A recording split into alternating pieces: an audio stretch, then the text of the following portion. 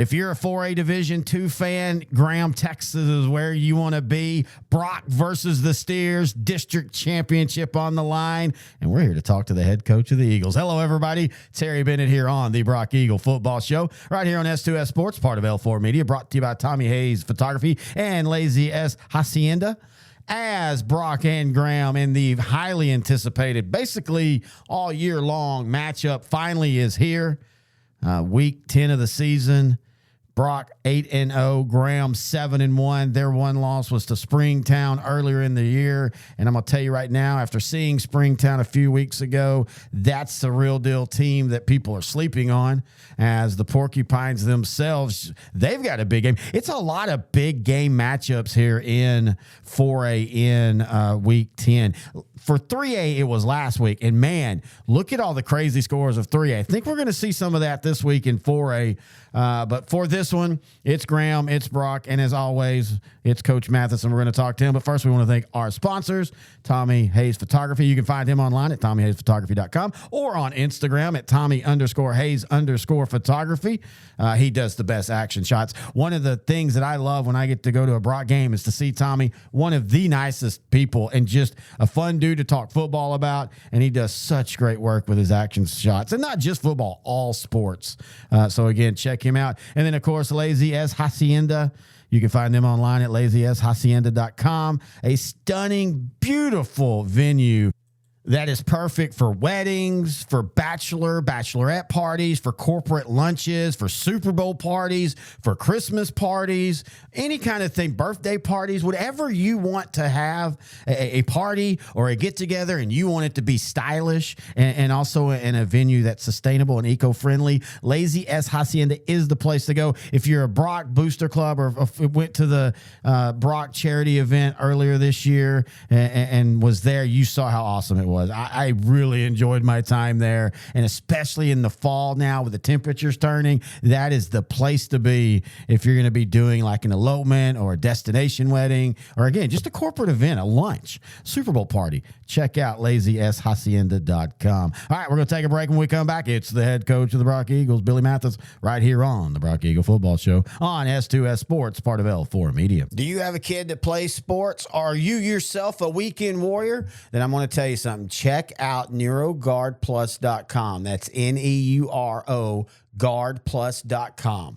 It's a mouthpiece that can not only help with concussions, but can dramatically affect the way you perform. And the mission of NeuroGuard is to, of course, reduce the risk of suffering a concussion when participating in any contact sport, military, anything that you're doing physical that you could take a blow to the head. You might want to put in a NeuroGuard mouth guard. And as I said, it not only helps eliminate concussions, it helps you perform better by simply aligning your jaw properly. And that sounds like such a simple thing, but it is so important because it allows oxygen to get to your brain. And when you get oxygen to the brain, you don't have that fog of sports or that fog of war where you get confused. And if you've ever played football, you know that's a sport where that can happen. Especially, man, you're in there in the trenches and you take a shot to the side and all of a sudden things are spinning. This mouth guard will help you keep focus by, again, simply keeping oxygen going to your brain 100%. Again, check them out, NeuroGuardPlus.com. And if you play sports, if you have a kid that plays sport, if you do something physical, one of the things that Dr. Hutchinson, the creator of this, was talking about was some people will use it when they're doing yard work and when they're mowing and things like that, where they're being physically active because they know it helps align their jaw and it keeps oxygen going to the brain, which also helps your lungs, by the way, when you can have full breath every time as you're performing. So again, check them out, NeuroGuardPlus.com. Hi, I'm Josh Bell with the Miami Marlins. I wear NeuroGuard to help with strength and coordination when I'm in the weight room and help with balance when I'm on the baseball. Terry Bennett back here on the Brock Football Show, now joined by the head coach of the Eagles, Coach Billy Mathis. And, Coach, we could talk about last week, but that was ugly. I think we all want to talk about what's going on this week. Battle for the district championship between two top 10 teams. First off, what are your thoughts on the Graham Steers? Man, what a great job Coach McChristian's done with those guys. I mean, they've had a storied program for years, right? And he stepped right in and has just done a phenomenal job. And it's tough when you move in somewhere, whether you've been on staff or if you're brand new, you know, taking over as the head man's not a just easy deal, and he's made it seem very easy. And, hard-nosed, execute very well, great on offense, even better on defense. And there's a reason they're a top 10 team, and there's a reason, we're having this battle for a district championship. These guys know how to play football. They go out and do things right, we see them. We're very familiar with them because we see them all spring in track. Mm-hmm. We see them through 7-on-7, all the stuff that goes on.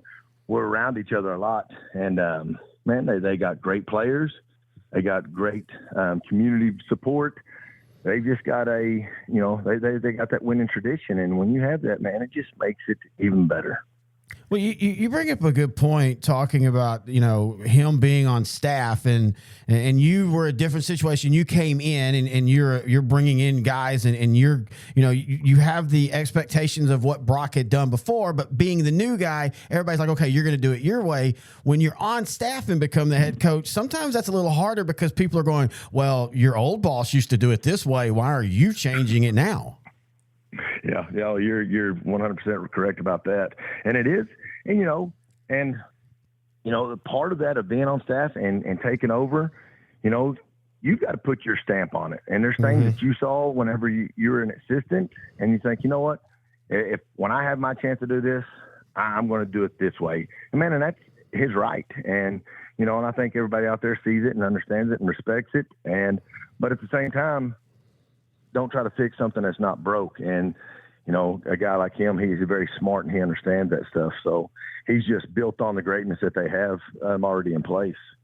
Offensively, they're led by Ty Thompson, and he gets a lot of the pub, and he should. He's a really good quarterback. But to me, their offense runs when their running back, Rylan Monsey, is healthy, and he's running well, and he is now healthy and running well. When you look at the film, what do you think of their offense? And Giant O-line. Yes. That's the first thing I always look at, right? They've got 6'4", 6'5", 315, 285, 290. They're the biggest offensive line that we faced in a long time, this season. And everything goes through those guys, and they do it, they do it upright. And then, of course, you get back there to the running backs, and, man, he runs the ball well, and he is healthy. He does a great job, not only running the ball well, but he does a good job of catching the ball out of the backfield. The receivers all run great routes, all catch the ball well. But you're right, the big lefty back there, he's the one that makes them go. I think he's already got 1,500, 1,600 yards passing and 14, 15 touchdowns passing, 11 or 12 rushing. Everything goes through him, and he makes it happen. And if you're going to go and slow them down, you've got to do a good job of, getting some pressure on him, not letting him run out of the pocket and stuff like that. But he's a football playing dude and reminds me a lot of Brody. Yeah. Same type of mentality, very tough, can do everything. And, big old strong guy. He's a load back there, and he's going to be tough to handle. And everybody does talk about that offense, but their defense has been absolutely phenomenal this year. They've only given up points in like 2 games against 2 really good teams. You saw one of them in Decatur. What are your thoughts on the Steers defense? They're very, once again, I think we match up and we look a lot the same, Yep. Very bend but don't break. When the ball's in the air, their 11 dudes are flying to the ball. If it's in the air, when it's on the ground, 11 dudes are flying to the ball. They do a great job of playing solid technique. They do a great job of fitting their run gaps, and they cover the ball well. When they have that 3-man front, they're dropping everybody else back there. That big umbrella that they have going on back there, it looks like there's a billion people back there, for a quarterback. So you've got to go and do a good job of, running the ball and pass. You can't just line up and do one thing against a team like this. If you're just going to line up and try to throw it on them, they're too talented on the back end, to let you do that. And their rush, or their three-man rush is phenomenal. Most people think, hey, they're just going to rush 3. We'll have time to pick them apart. Not with their guys. They're getting off the ball, then they're going to bring 4, then they're going to bring 5. They just do a good job of disguising what they do, but they do the best thing that they do is run to the football. So, and they've pitched 4 shutouts in a row, I think is what it is.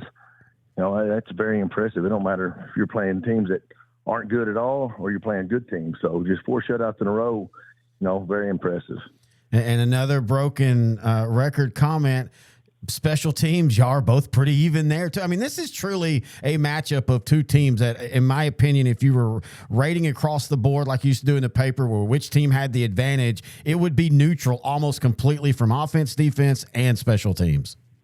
They are. You're right. I mean, they've ran back punts, they've ran back kickoffs, they cover well on all of them.